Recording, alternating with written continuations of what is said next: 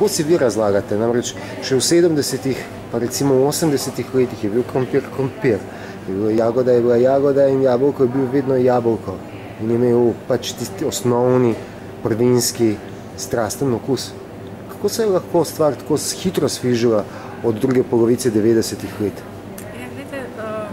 Ta trenutek, ko denar postane sveta vladar in ko je edini kriterij, koliko dobička bo neka operacija oziroma neko poslovanje sploh proizvedlo, so se ustvarile tehnologije, ki so bile nezaslišane. Torej, tehnolog 30 let nazaj nikoli ne bi pomislil, da bi delal recimo bencinsko tovarno, da ustvari brezplačni futer, ki se ga vgrajuje v živila.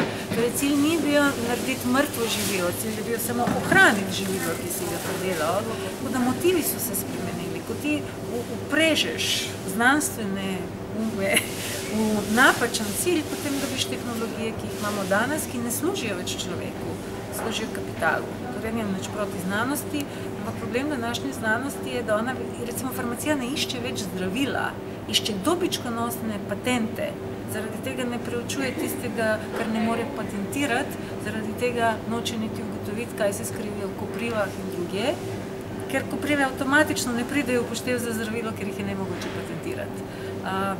Iz tega izhaja zelo veliko težav, ki jih umetno proizvedemo. Hvala lepa.